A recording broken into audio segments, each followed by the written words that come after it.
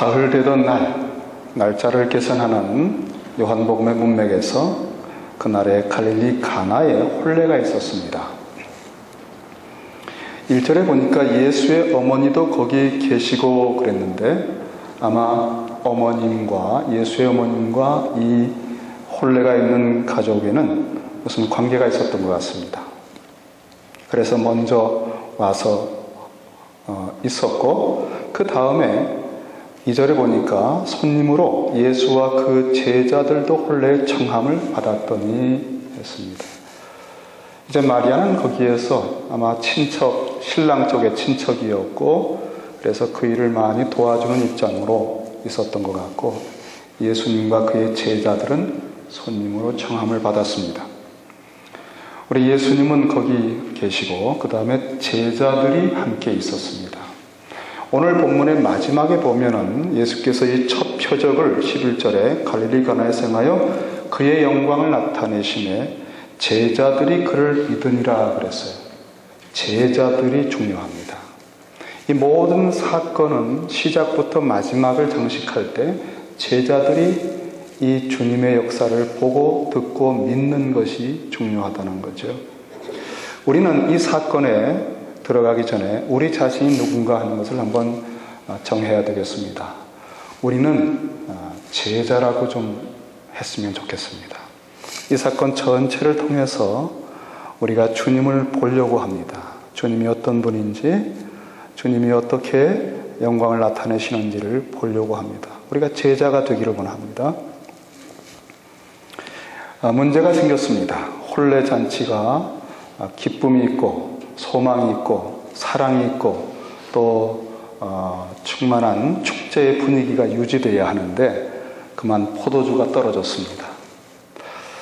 그 당시에 포도주가 떨어지는 것은 굉장히 심각했다고 그럽니다. 법정에까지 갈 만한 그런 건수였다고 그러죠.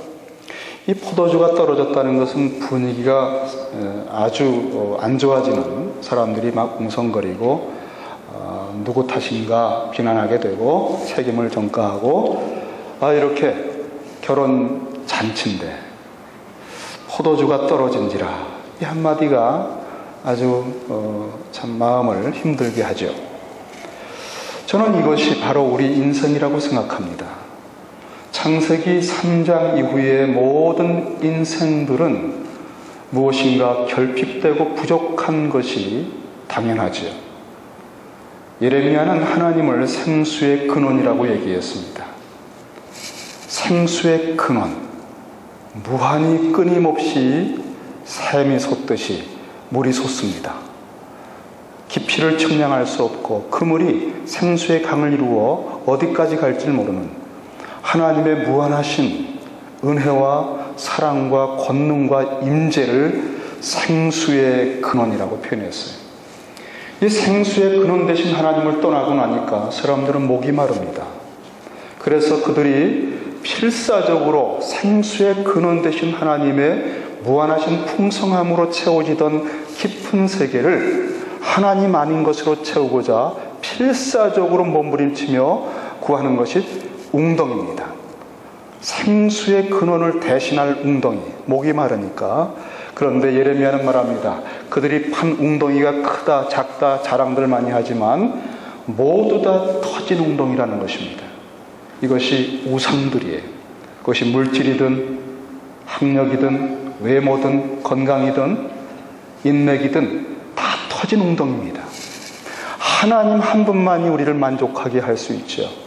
그런데 그 하나님을 떠난 것이 창세기 3장입니다. 창세기 3장 이후의 인류 역사들은 바벨탑으로 끝납니다. 우리가 아무리 가봐야 소돔 고모라, 그리고 마지막 바벨론, 로마, 어떤 나라와 어떤 제국과 문명도 터진 웅덩이입니다. 그래서 목마르고 허기질 수밖에 없어요. 아무리 축제가 벌어지고 아무리 사랑을 약속하는 이 혼인잔치라 할지라도 포도주가 떨어지는 일이 있게 되는 것입니다. 이것이 창세기 3장 이후에 우리의 모든 삶이에요. 교회가 잘 되다가 문제가 생기고, 결혼 생활에도 문제가 생기고, 아이들이 그렇게 잘 듣다가 또 문제가 생기고, 몸이 건강했는데 문제가 생기는 거예요. 요즘 비즈니스 잘 안 되시죠? 포도주가 떨어지게 돼 있어요. 이것은 우리의 문제, 우리의 경험, 우리의 일상이에요. 자, 그런데 포도주가 떨어졌는데 이 문제를 이제 따지고 들면 복잡해집니다. 이거 왜 준비를 이렇게 했느냐? 누구 탓이냐? 왜 빨리 가서 사오지 않느냐? 여러 가지를 우리가 이 문제 해결을 위해서 접근할 수 있지만 아주 새로운 차원에서, 전혀 새로운 각도에서 이 문제를 접근했던 사람이 있었습니다. 그것은 예수의 어머니였습니다.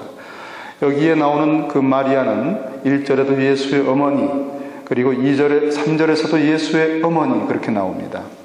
또 5절에서도 그의 어머니가 이렇게 나왔어요. 예수의 어머니가 이 포도주가 떨어진 문제를 예수에게 이르되 그랬어요. 우리 주님은 손님이잖아요. 그런데 손님인 예수님에게 마리아는 포도주가 없다, 문제가 생겼다라고 얘기합니다. 이것이 뭐죠? 우리 예수님께 기도하는 것입니다. 우리의 문제를 주님에게 가져와서 그대로 안타까움을 가지고 공감하면서 부탁을 드리는 것, 중보기도 하는 것입니다. 자, 이럴 때 왜 예수의 어머니라고 하는 표현이 나왔을까 하는 것을 이해할 수 있을 것 같아요. 우리 예수님이 누군지 그 사람들은 잘 몰라요. 손님인 줄 알아요. 그렇지만 주님은 마리아의 태에서 잉태될 때 성령으로 잉태됐어요.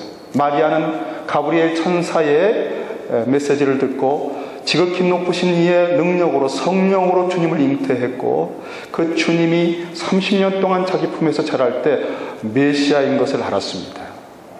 이제는 공생애를 들어서셨습니다.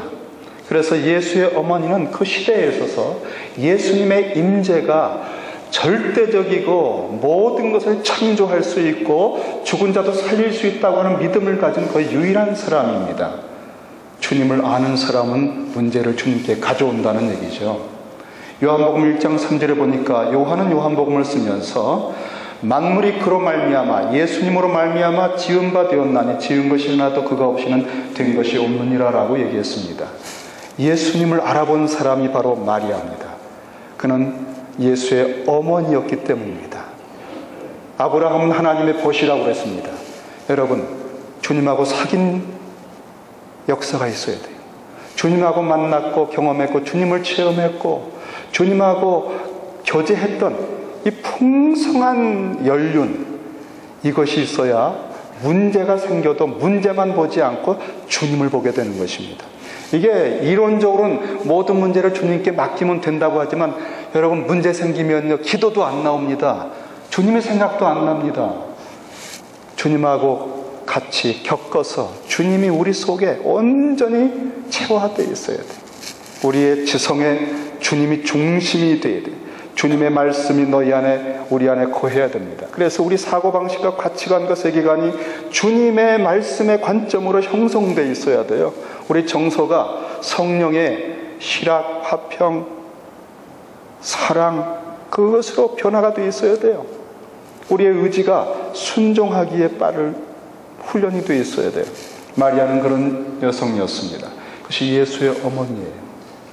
자, 그래서 주님을 손님으로 여기지 않고 이 땅의 역사와 시대와 우리 삶의 가정의 비즈니스의 모든 문제에 주님을 주님으로 보는 것이 마리아입니다. 그래서 이 문제를 주님에게 가져온 거예요. 주님이 주관해 주십시오. 주님이 이 문제를 맡아 주십시오. 너의 길을 여호와께 맡겨라. 던져버려라. 온전히 하나님에게 맡겨버려라. 그리하면 저를 의지하면 저가 이루시고 하나님이 그 일을 주장하신다는 거예요. 이제 마리아는 이 문제를 그대로 맡겼습니다. 포도주가 없다. 자, 여러분 어떻습니까? 그러므로 우리가 어떤 문제든지 없는 거를 보지 말고 있는 것을 보십시다. 없는 것은 인생의 당연한 문제입니다. 이것도 없어지고 저것도 없어지고 다 건강도 상실할 것입니다. 좋은 인간관계도 어느 때는 배신을 느낄 것입니다. 없는 문제 생각하면 상처받아요. 낙심이 돼요. 절망이 돼요. 그런데 없는 것이 당연한 이 창세기 3장 이후에 이 험악한 세상에서 없는 것만 자꾸 보면 여러분 못 살아요. 없는 건 당연합니다. 다 고갈될 것입니다. 목마르게 될 것입니다. 그런데 그것만 보지 말고 있는 것을 보세요. 있는 게 뭐죠? 세상 끝날까지 항상 모든 날 가운데 월화수목금토 모든 순간 하늘과 땅의 모든 권세를 가지고 내가 너와 함께하리라. 임마누엘 되신 주님을 보라는 거예요. 있는 걸 보세요. 주님이 계시다는 걸 보셔야 돼요. 주님이 계신 것을 보셔야 돼요. 이 축제의 자리에, 혼인잔치에 주님이 계시잖아요. 여러분의 가정의 문제, 자녀의 문제, 교회의 문제, 우리 일상의 문제, 비즈니스의 문제 가운데 여러분 없는 것만, 미국 경제만 보십니까? 여러분 건강만 생각하세요? 주님이 계셔요. 여러분 안에 주님이 계셔요. 주님이 주님이라니까요. 퀴리오스. 그 문제를 주관하시는 분은 그분이에요. 그분이 살리고 죽이는 겁니다. 그분이 창조하고 없는 것을 있게 하고 죽은 것을 살리는 분이에요. 있는 것을 보셔야 돼요. 있는 것을 보는 것이 이론으로는 가능하지만 말씀드린 것처럼 상황을 만나면 잘 안 돼요. 그래서 예수의 어머니라고 하는 표현처럼 하나님의 벗이라는 표현처럼 주님하고 사귀는 훈련이 필요한 것입니다. 본능적으로 주님의 임재를 찾아야 됩니다. 우리가 이런 모습에 대해서 시브리서 기자를 보니까 그는 우리에게 중요한 말씀을 하시는데 시브리서 12장 6절에 믿음이 없이는 하나님을 기쁘시게 하지 못하나니 하나님께 나아가는 자는 반드시 그가 계신 것을 믿어야 된답니다. 여러분 주님이 거기 계신데 주님을 무시하고 이리 뛰고 저리 뛰고 수고하고 애쓰는 거 주님 기뻐하지 않으셔요. 주님께 나와야 됩니다. 주님을 주님으로 인정하는 것을 기뻐하셔요. 그런데 그게 믿음이잖아요. 믿음이 없이는 하나님을 기쁘시게 하지 못하나니 하나님께 나아가는 반드시 그가 계신 것과 또한 그가 자기를 찾는 자, 간절히 구하고 찾고 기도하는 자들에게 상 주시는 이심을 믿어야 할지니라. 우리가 기도하면 반드시 응답하신다는 것을 믿고 나아가는 것입니다. 하나님 계십니다. 주님 계십니다. 그리고 우리가 기도하면 들으십니다. 시브리서 4장 15절에 보니까 우리와 함께 계신 이 주님은 어떤 분인가 했더니 우리에게 있는 대제사장은 이 대목을 찾아보니까 놀라운 걸 발견했어요. 우리에게 있는 대제사장은 우리 연약함을 동정하지 못하실 리가 아니요 모든 일에 우리와 똑같이 시험을 받으신 이로되 우리가 겪는 가정의 일, 직장의 일, 건강의 문제, 교회 문제 모든 일에 우리와 똑같이 시험을 받으신 이로되 죄는 없으시니라. 그 문제를 극복할 수 있다는 겁니다. 그런데 바로 이 분이 우리에게 있는 대제사장이에요. 우리에게 있는 에코맨, 이것은 we have, 우리가 가지고 있는 이분은, 여러분 이분은 우리가 소유한 것 중에 최고의 분입니다. 여러분은 혼자가 아닙니다. 여러분은 빈털터리가 아니에요. 여러분이 아무것도 없는 것 같아도 하늘과 땅의 모든 권세를 가지신 분을 소유하고 있어요. 안 믿으시는군요. 여러분 눈빛을 보니까 안 믿으시는 것 같아요. 이런 것을 소유한 사람은요, 눈빛이 현명합니다. 그리고 부러워하지 않아요. 아무도 부러워하지 않아요. 아무도 자기를와 비교하지 않아요. 왜? 자유하니까. 어마어마한 것을 소유했기 때문에. 여러분 부자들 보셨어요? 이 미국의 갑부들 있잖아요. 최고 갑부들. 이름 되면 아는 사람들. 그분들이 한국에 왔을 때 웬만큼 돈 있으면요 치렁치렁 치장하고 옵니다. 티를 내야 되거든요. 그런데 워낙 갑부들은요 그냥 추리닝 바지 입고 공항에 나오더라고요. 그걸 다 사진 찍었어요. 추리닝 입고 그냥 덜렁덜렁 나오는 거예요. 왜? 티낼 거 없다는 겁니다. 온 천지가 다 알거든요.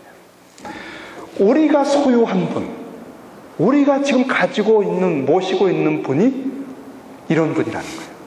이런 대제사장이 우리에게 있으니 그러므로입니다. 그러므로 히브리서 4장 16절에 그러므로 우리는 긍휼하심을 받고 우리 연약함을 다 경험해 보신 분이기 때문에 우리를 너무나 깊이 느끼고 공감하시는 분이에요.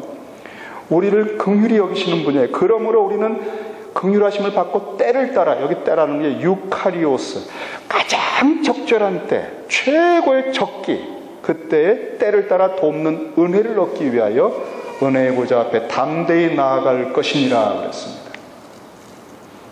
그리고 히브리서 7장 25절을 보니까 그러므로 자기를 힘입어, 예수님을 힘입어 하나님께 나아가는 자들을 온전히 구원하실 수 있으니 이는 그가 항상 살아계셔서 그들을 위해 간구하심이라.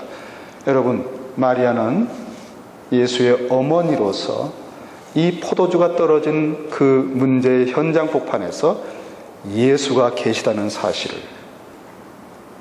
그것이 가장 중요하다는 사실을 알고 이 문제를 예수께 가져온 것입니다. 그리고는 포도주가 없다는 상황을 그대로 그에게 부탁하고 맡긴 것입니다. 예수께 기도했을 때 여러 가지 반응이 나옵니다. 우리가 기도하면 좋아하셔요. 믿음으로 맡기는 걸 하나님은 좋아하셔요. 믿음으로 의롭다 여김받고 옳다 여김받는 것이며 내가 애쓰고 수고하는 것, 무거운 짐을 지고 수고하고 성실하게 살아가는 것 기뻐하지 않으셔요. 올바르지 않습니다. 믿음으로 의롭게 되는 것입니다. 우리가 하나님으로 주님을 주님으로 의뢰하고 신뢰하고 믿고 맡길 때 올바른 것입니다. 그때 기뻐하십니다.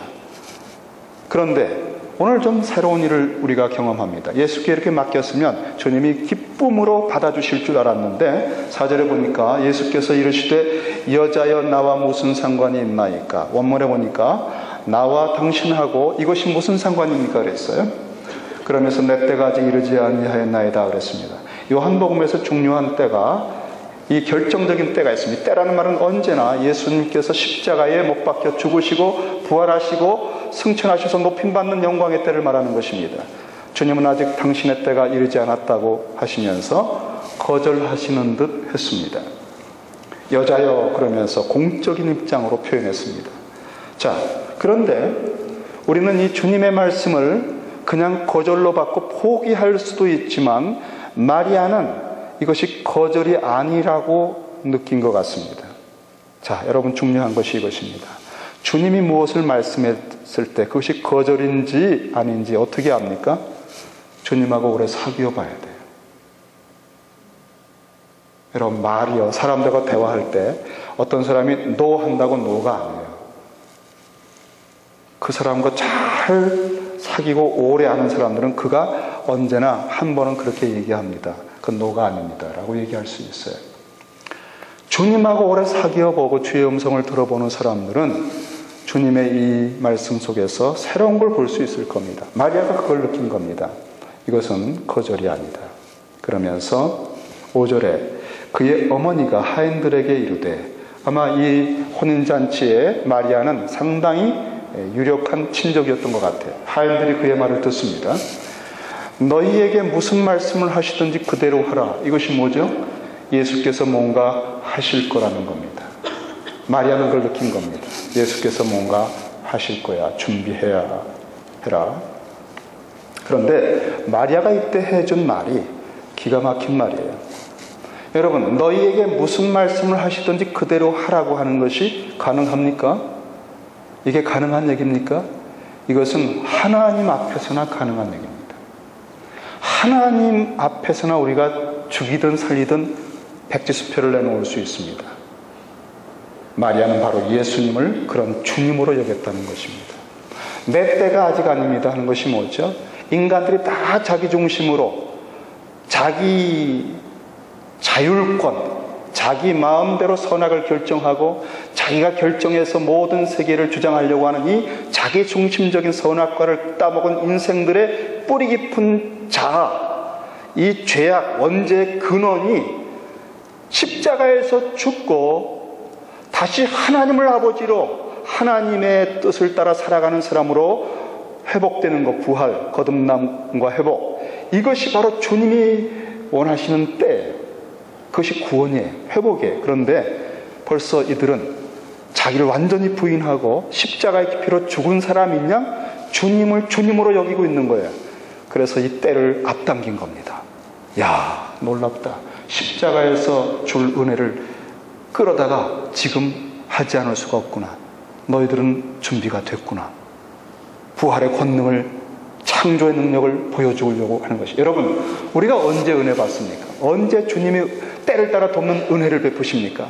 완전히 우리가 십자가의 피로 나를 내려놓고 자기중심적인 모든 것을 포기하고 주님만이 역사해 주십시오 라고 하는 그 경계선을 털컥 넘어갈 때, 우리의 길을 여호와께 맡길 때, 던져 버렸을 때, 그때부터 저가 이루시기를 시작하는 겁니다.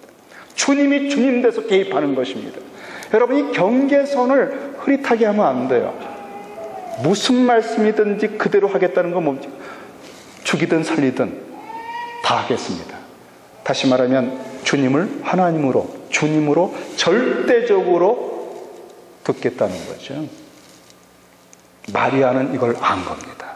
이분이 메시아이기 때문에. 사람들은 이 정도에까지 주님을 대우를 못해요.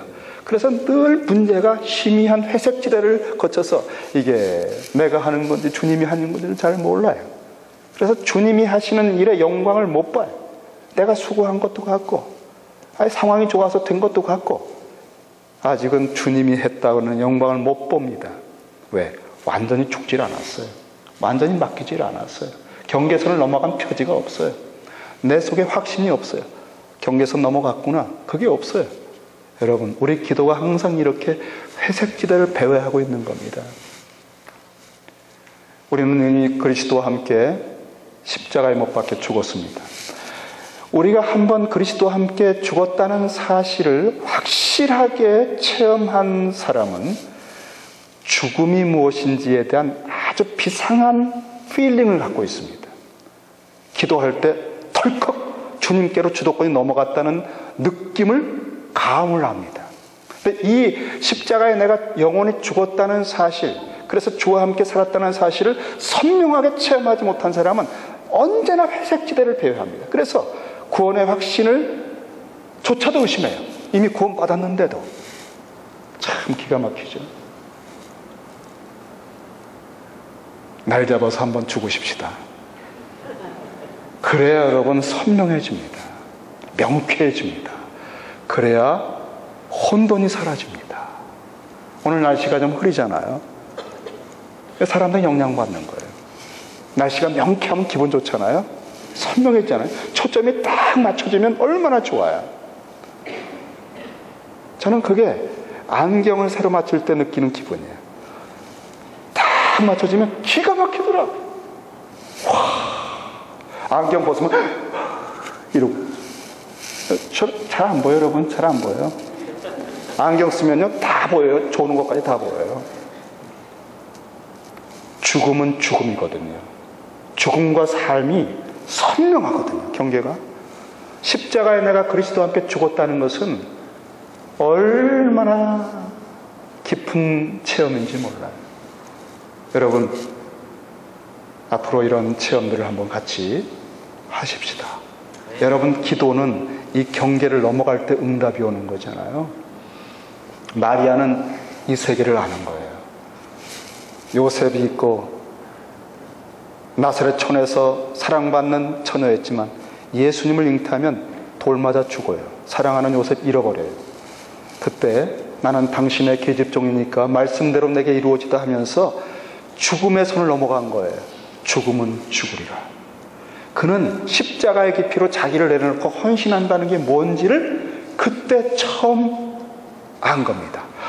당신의 종입니다.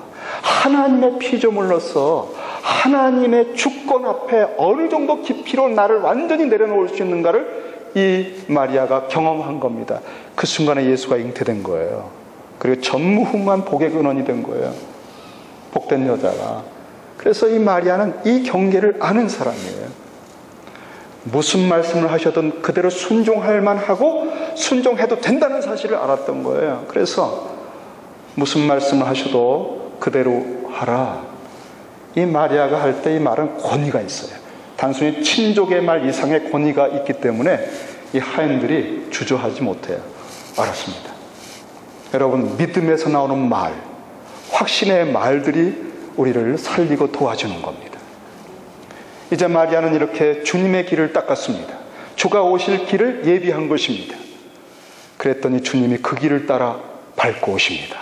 야, 여러분, 세례 요한이 그거 한 거 아니에요? 주님이 오신다는 거 아니에요? 완전히 너 자신을 내려놓으라. 살아온 생애 전생애를 회개하라. 전생애를 다 내려놓으라. 주님이 오신다. 백지로 서라. 이 세례 요한의 길잡이 역할을 마리아가 한 겁니다. 주님께서 딱 보니까 기가 막힌 일이 벌어졌어요. 당신을 주님으로 영접할 준비가 돼 있는 거예요. 와, 내 때가 왔구나. 때를 당기신 겁니다, 여러분. 그래서 드디어 6절에 보니까 주님께서 말씀을 하기 시작해요. 거기에 유대인의 정결 예식을 따라 두세 통 드는 통을 항아리 6이 놓였는지라. 자, 주님께서 그런데 이 사건을 그림을 크게 그리셨어요. 주님은 당신이 십자가로부터 부활하셔서 이 모든 구약의 예언과 구약의 문제를 완성하시고 새로운 시대를 열어 가실 겁니다. 그래서 주님은 이 창세기 3장 이후에 이 결핍의 세계, 갈등의 세계, 수고하는 세계, 땀이 흘러야 되는 세계, 아이를 낳으면서 고생하고 살면서 고생하고 아벨과 가인의 갈등이 있고 바벨탑을 쌓았다가 흩어지고 늘 전쟁을 해야 되고 이렇게 살아가는 인생들의 삶 속에 유대 종교를 주셨는데 유대 종교도 너무나 어리석어졌어요. 그래서 그들은 이 정결 예식을 하는 항아리에 손을 닦지 않고는 음식을 먹지 못할 만큼 강박증적인 종교가 되었습니다. 자유가 없습니다. 안식일에도 자유가 없습니다. 그래서 이 유대 종교, 사실 사람이 그 하나님에게서 버림받고 하나님을 떠나서 이 처절한 가난과 곤경 속에 비참함 속에 결핍 속에 살아가는데 그걸 해결할 수 있도록 주님께서 아브라함을 불러서 이 종교를 만들어 주셨구만, 이 신앙을 주셨구만. 이들이 점점 더 인간적으로 타락해서 지금 이 주님이 오셨을 때는 완전히 유대주의로 화한 겁니다. 그래서 정말 수고하고 무거운 짐을 지고 계명을 지키려고 얼마나 애를 쓰는지 몰라요. 그 유대 종교의 한계를 먼저 보여주셔요. 유대 종교를 가지고는 절대 포도주가 모자란 것 같은 인생의 근원적인 문제를 해결할 수 없다는 사실을 먼저 보여주시고 그 다음에 당신이 새롭게 하시는 세계를 이제 보여주십니다. 자, 이것이 바로 6절부터 있는 얘기입니다. 거기에 유대인의 정결 예식을 따라 두세 통 드는 돌 항아리 6이 놓였다. 이것이 물을 담는 거잖아요. 예수께서 그들에게 이르시되 항아리에 물을 채우라 하신즉 아기까지 채우니. 이것이 바로 유대 종교의 처절한 절망입니다. 포도주가 모자란데 물을 아무리 채운들 소용이 없다는 얘기입니다. 유대 종교에 아무리 정결 예식을 행하고 율법을 지키고 성전에 제사를 드려도 포도주 모자란 문제를 해결할 수 없다는 거예요. 축제가 회복될 수 없다는, 기쁨이, 인생의 희락이 회복될 수 없다는 거예요. 두 남녀가 결혼하는 것처럼 처음 에덴 동산에서의 아담과 하와의 그 하나님의 희락과 복된 나라가 회복될 수 없다는 것입니다. 이것이 주님이 이제 보여주시는 그림이에요. 물을 가득 채웠지만 물떠온 하인들도 느낄 겁니다. 이게 물이 무슨 소용있나? 이렇게 아무리 채운들 무슨 소용있나? 아무리 뼈 빠지게 수고하고 율법을 지킨들 무슨 소용있나? 체감을 하는 거잖아요. 완전한 무력감, 무능함, 절망. 그 물 떠오면서 하인들이 얼마나 수고합니까? 그 많은 물을 채우려고 수고하고 무거운 짐을 지고 그토록 애써도 소용없는 인생. 이것이 주님이 먼저 보여주는 그림입니다. 그는 그 일을 순종을 했어요. 자, 이제 그 절망의 상황에서 주님이 8절을 시작합니다. 이제는 떠서 연회장에게 갖다 주라. 다시 말하면 당신의 때를 말씀하는 거예요. 지금, 이제는 주님께서 행하실 때 어떻게 되는지를 보여주는 거예요. 물로 떠서 갖다 주니까 연회장이 포도주 맛을 보는 사람이잖아요. 잔치 전체를 주관합니다. 이 사람이 포도주를 감식하는 능력이 있어요. 그래서 그 사람에게 갖다 주라는 거예요. 새로운 일이 어느 정도 차원인지를 그가 평가할 것입니다. 그런데 연회장은 물로 된 포도주를 맛보고 어디서 났는지 모르고요, 물도온 하인들은 알더라 그러는 거예요.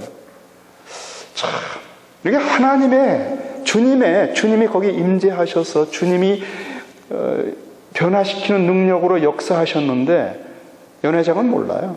근데 물도온 하인들은 알아요. 우리가 말씀을 순종해서 사역을 해본 사람들은 어떤 사역이 일어날 때, 열매가 맺힐 때 그걸 압니다. 그 감격이 있어요. 근데 연회장이 너무나 놀랐어요. 이거는 일상적인 모든 규례를 벗어난 겁니다. 보통 사람들은 처음에 좋은 포도주 내놨다가 조금씩 다 술 취하면 안 좋은 거 다 내놓습니다. 그런데 여기는 마지막까지, 아니 더 좋은 포도주를 내놨다 이거예요. 최고의 포도주라 이거예요. 구약에서 이스라엘 민족은 포도나무라고 얘기했습니다.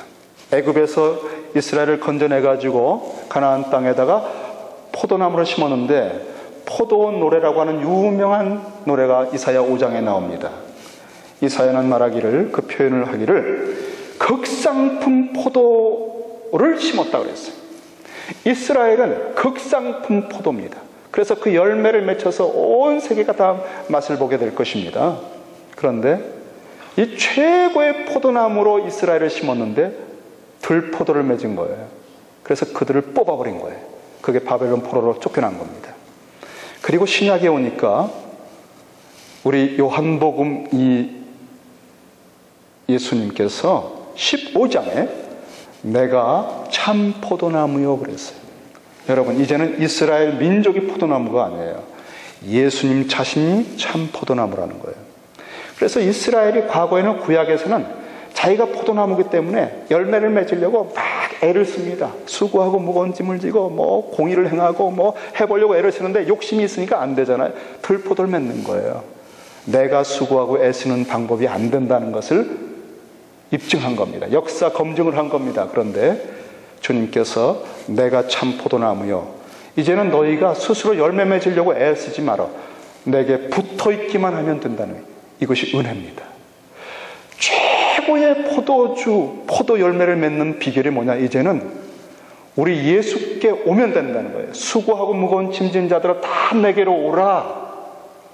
주님께 붙어있기만 하면 최고의 포도나무 되신 주님으로 말미암아 극상품 포도가 맺힌다는 거예요. 이것이 신약시대의 은혜의 극치입니다, 여러분. 이게 비밀입니다. 우리 그리스도인들의 삶의 비밀입니다.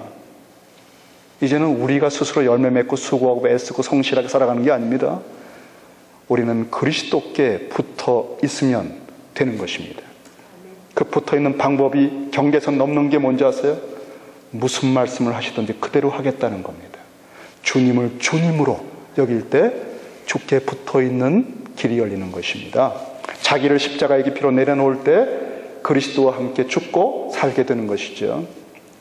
드디어 주님께서 이제는 떠다줘라 이거예요. 여러분, 주님 안에 거하게 되면 새로운 일이 벌어집니다. 절망했던 물은 안 되잖아요. 포도주가 모자란데 물이 어떻게 돼? 절망이잖아요. 한계. 나는 나이가 먹고 나는 이제 이런 게 부족하고 나는 건강이 상했고 관계가 지금 비틀어져. 우리는 이런 일들을 겪을 수밖에 없지만 우리가 주님께 붙어 있는 순간에 주님이 말씀하면 새로운 일이 벌어진다는 거예요. 여러분, 절망을 아직 마침표를 찍어서 인정하지 마세요. 없는 것만 보지 마세요.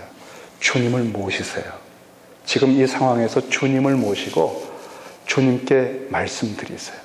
진짜 주님을 주님으로 여기고 말씀드리면 주께서 역사하십니다. 그리고는 이것이 표적이라고 했어요. 표적. 그럼 단순한 기적이 아니에요. 표적은 뭐냐면은 기적을 일으켜서 그 기적을 통하여 주님이 어떤 분인가를 보여주려고 하는 게 표적이에요. 주님은 바로 우리에게 이런 분이다라고 하는 것을 보여주는데, 주님을 보여주는 게 주님의 영광을 나타냈다고 표현합니다. 주의 전능하심, 구원자 되심, 주님의 변화시키는 능력, 주님의 긍휼히 여기심과 사랑, 그 십자가에서부터 우리를 끌어안고 죽어서 부활의 영광으로 회복하는, 그래서 다시 에덴의 사람으로 하나님의 무한한 부요의 덕을 입어서 생수의 근원 되신 하나님을 아버지로 부르면서 예수의 이름으로 기도하면서 그 하늘 곳간을 경험하고 하늘문이 열리고 예수와 더불어 동행하면서 최고의 포도를 맺어가는 이런 삶으로 우리를 회복하는 주님이라 하나님이라고 하는 영광을 나타냈다는 것이. 그래서 요한복음 1장 12절에 보면은 이와 같이 주님께 붙어있는 것을 주님 영접하는 자 곧 그 이름을 믿는 자들에게는 하나님의 자녀가 되는 권세를 주셨다는 겁니다. 권세입니다. 엑소시아. 권세입니다, 여러분. 권세. 하나님의 자녀가 됐습니다. 천지간의 하나님이 생수의 근원이 내 아버지가 됐다는 겁니다. 그리고 요한복음 15장 7절에 보니까 너희가 내 안에 거하고 내 말이 너희 안에 거하면, 이제 포도나무에 붙어있는 사람들이에요. 무엇이든지 원하는 대로 구하라 그리하면 이루리라 그랬습니다. 또 요한복음 16장 23절에 보니까 내가 진실로 진실로 너희에게 이르노니 너희가 무엇이든지 아버지께 구하는 것을 내 이름으로 주시리라 그래서, 이제는 아들의 권세를 받았기 때문에 예수의 이름으로 아들이 돼서 하나님 아버지께 구한다는 것입니다.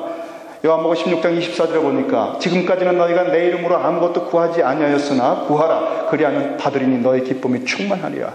아들의 권세를 얻었다는 거예요. 여러분, 우리에게는 하나님 아버지가 계십니다. We have Heavenly Father. 우리는 하나님 아버지가 계신 사람들이에요.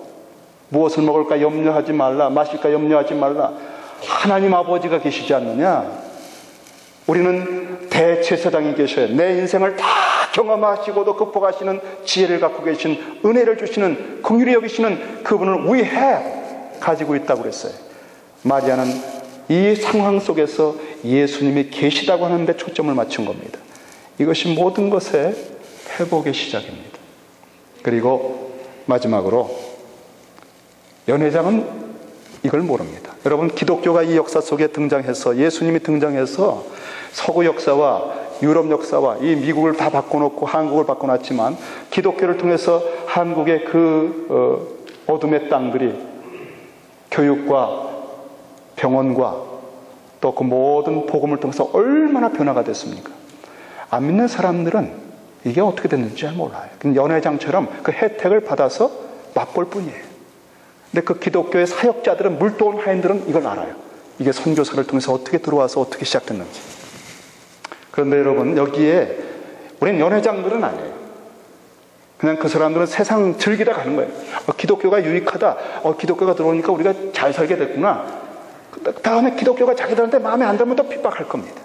그 사람들은 그런 사람들이에요. 근데 여기에 또 물도온 하인들은 누구죠? 이들은 순종을 하고 체험한 사람들이에요. 그런데 여러분, 이들은 가나의 혼인잔치 여기서 일하는 사람들은 주님하고 제자들이 떠나버리잖아요. 일회성 체험입니다. 중요한 건 뭐냐면 제자가 돼야 된다는 거예요. 제자는 이런 체험을 매일매일 평생 주님의 영광을, 그 깊이와 높이와 넓이를 계속 보면서 배우면서 내 속에 그리스도의 형상이 장성하게 되어가는 삶으로 자기의 생애를 헌신한 사람들이, 이 사람이 복된 사람이에요. 그래서 제자들이 함께 있었고 제자들이 복음 믿었다는 말로 끝나는 것입니다. 이 효과는 제자들에게 복인 것이에요. 우리 그리스도인들은 제자들이에요. 주님의 영광을 30년 신앙생활하면서 계속 매일매일 보고서 30년 동안 했으니까 여러분, 주님의 영광의 깊이와 높이와 넓이를 얼마나 많이 바뀌었어요. 그래서 30년 신앙생활하는 분을 보면 거의 예수님 같잖아요. 그렇죠? 옆에를 한번 보세요. 근데 30년 신앙생활하고 20년 하신 분들이 보니까 너무 고집이 세. 너무 그냥 완악해. 너무 목에 힘들을 많이 주고 살아요. 그게 어떻게 된 거죠? 주님의 영광을 본 적이 없다는 거잖아요. 주님의 형상을 본 적이 없다는 거예요. 주님의 형상이 뭔지를 몰라요. 그냥 늘 그저 직분, 장로는 이런 거 아닐까? 목사는 이런 거 아닐까? 이게 그 이상을 본 적이 없는 거예요. 주님을 봐야 되는데, 여러분 예배 때 와서, 지금 이 시간에 와서 다른 거 보지 마세요. 제가 요즘 그렇게 해보는데요. 신방을 가잖아요. 피곤할 때도 있고 좋을 때도 있어요. 그런데 신방 갈 때 두세 사람이 내 이름으로 모인 곳에 나도 있느니라, 그 말씀을 하나 딱 챙겨서 묵상하며 가잖아요. 신방 가는 중에 말이죠, 제가 신방 가는 그 가정의 분들을 생각하지만은 사실은 거기 계신 주님을 생각하는 거예요. 주님 만나러 가는 거예요. 거기 계십니까? 두세 사람이 주의로 모였으니까 확실하게 주님 거기 계시거든요. 안 보이지만 주님 계시다. 저는 막 흥분이 돼요. 와, 가서 대화 중에 또 이렇게 서로 교제하고 찬양하는 중에 주님이 어디서 당신의 표지를 보여주실까? 어디서 주님의 옷자락을 실끝을 보여주실까? 막 기대가 되는 거예요. 여러분 흥분되지 않으세요? 가서 인간들만 바라보고 있어 보세요. 대개 신방을 요청하는 가정은 문제가 있기도 합니다. 주님을 보는 겁니다. 없는 걸 보지 마세요. 계신 분을 보세요. 저는 이 집회 올 때, 주일날 예배 때 이런 집회 오면, 지난주도 이 예배를 드린다는 게 감격스러웠어요. 여기 주님이 계시니까. 주님이 계시니까 몸가짐을 조심하게 되는 거예요. 주님이 계신데. 그리고 너무 좋은 거예요. 이게 영혼이구나. 이 순간이 영혼이구나.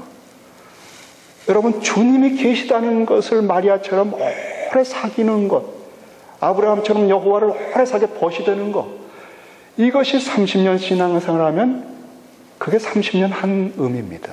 20년은 20년의 의미. 여러분, 이 땅에서 예수 믿고 달랑 임종하는 게 아니라 살려두셨다면 이거는 무한한 복입니다. 여러분, 살아가는 만큼 주와 함께 주님을 사귀고 주님을 경험하고 주님과 동력하고 좀 희생과 고생을 하면 전우애가 생기고, 이게 여러분 지복이죠. 이런 것이 우리의 일상이에요. 일상적인 삶 속에서 주님의 영광을 나타내 주시도록, 문제가 생기면 기회입니다. 주님의 영광이 개입할 수 있는 기회로 주님께 중보기도 할 수 있구나, 주님께 맡길 수 있어서 주님이 역사하시도록, 주님의 작품을 만드시도록 하는 거예요. 여러분, 가정에 문제가 있으세요? 기회입니다. 비즈니스가 잘 안 되시잖아요? 놀라운 기회죠. 건강이 안 좋으시군요? 주님이 역사할 필드가 열린 겁니다. 멍석을 깔아놓은 겁니다. 그래서 그 사건이 주님이 개입해서 당신의 영광을 나타내시면 이렇게 기록이 돼가지고 이 사건이요, 성경에 기록돼서 온 천지를 이 사건이 증거되는 거예요. 이 교회가 주님의 영광을 체험하면 베들레헴 교회의 이야기가 온 천지에 나갑니다. 왜? 주님의 영광이 나타나서 개입됐기 때문에. 안 그러면 아무도 알아주지 않아요. 별 가치가 없어요. 결혼식이 한두 군데 있어요, 여러분. 문제 없는 가정은 어디 있어요? 그런데 거기에 주님이 개입해서 영광을 나타내시면 그게 나타나서 사람들이 들을수록 힘을 얻는 거예요. 우리 생애는 그렇게 주님의 영광이 나타날 필드입니다. 할렐루야. 없어도 낙심하지 마시고요, 병들어도 절망하지 마시고요, 새로운 시작이 가능합니다. 나이 들어도 주눅들지 마세요. 머리 빠진다고 힘들어하지 마세요. 못생겼다고 포기하지 마세요.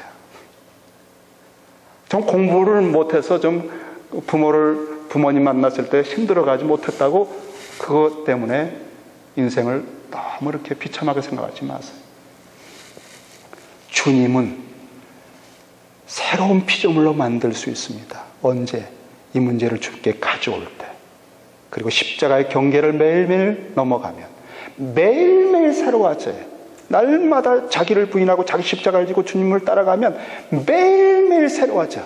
매일매일 그렇게 5년을 살면 30년, 40년 신앙생활을 하는 사람보다 5년 동안 주님을 따라간 그 사람이 얼굴이 해처럼 빛나요. 마지막 기회입니다, 여러분. 20, 30년 남은 생에 이게 더 라스트 찬스예요. 여러분이 주님을 닮아갈 수 있는 마지막 기회를 지금 사는 거예요. 이민교회 살지 마세요, 여러분. 이민교회 삶을 살면 안 됩니다. 주님하고 사셔야 돼요. 이민교회 목사님도 보지 마세요, 여러분. 문제가 많잖아요. 얼마나 상처받으셨어요? 저 보지 마세요. 주님을 보세요. 주님을 보는 방법 아시죠? 성경을 보세요. 복음서를 보세요. 이 성경이 나에 대해서 기록했다 그랬어요. 그 다음에 이 모든 것이 하나님의 학교예요. 주님이 임재해 계셔요. 주님이요, 퍼뜩퍼뜩 나타나셔요. 제가 두세 번 간증해서 뭐 또 하게, 간증 자주 한 거 또 하는 거 너무너무 싫어.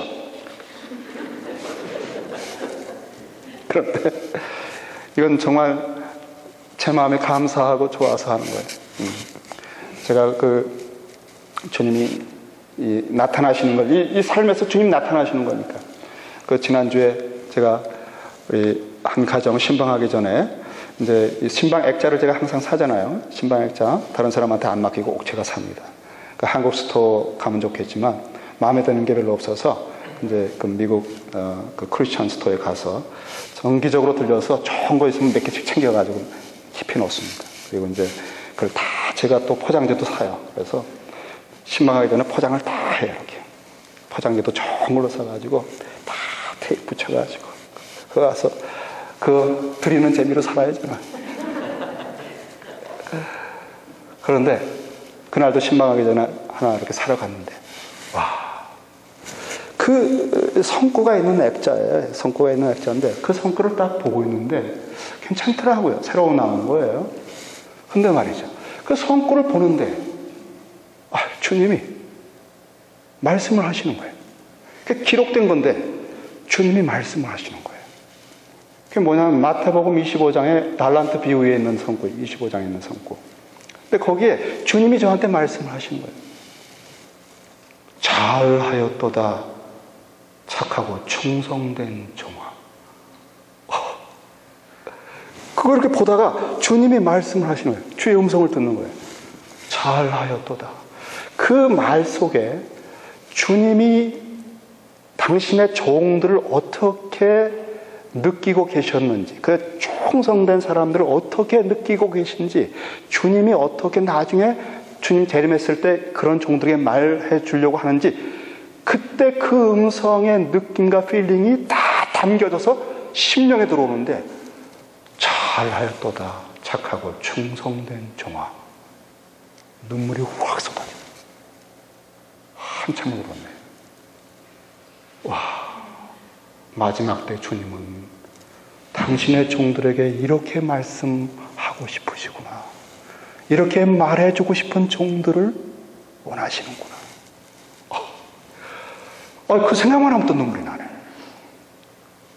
여러분, 우리가 주님이요, 항상 여기 다 계시다니까. 여러분과 함께 계시다니. 여러분 방에도 함께 계시고, 여러분 안에도 계시고, 말씀을 읽으면 주님이 또 계시고, 이렇게 주님이 항상 계시다는 사실을 마리아처럼 의식하며 살면 주께서 여러분에게 이렇게 나타나 주셔요. 임재하심으로. 저는 923 때 몇 분이 오시든 상관없어요. 저희가 내년부터 더 잘할 거예요. 이 교회는 전도하는 것으로 사명을 걸었으니까, 선교하는 것으로. 그러니까 이번에 작든 크든 문제는 아니에요.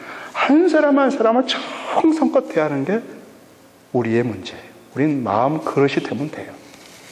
그분들에게 사랑을 베풀고, 다른 기도 제목 없어요. 오늘 여러분, 주님이 그 주일에 임재해 주옵소서. 그래서 우리의 들지 않은 양들을 그들도 내 음성을 들어야 되지 않느냐. 그래서 이 부족한 사람이 설교할 때 그 설교 속에서 주님이 당신의 음성을 들려주시면 되는 거야. 아무개야 하고 이름을 불러주시고, 그다음에 친교할 때 뭐 데코레이션하고 뭐 이렇게 그걸 통해서 와, 주님이 날 사랑하시나 보다. 그 느낌 하나 하면 되는 거예요.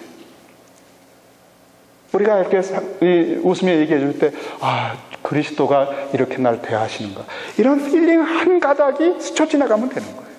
왜? 주님이 임재하셔서 그들을 당신의 백성이니까. 그 하나를 듣고 느끼면 다음에 또 오지 않겠느냐 말이죠.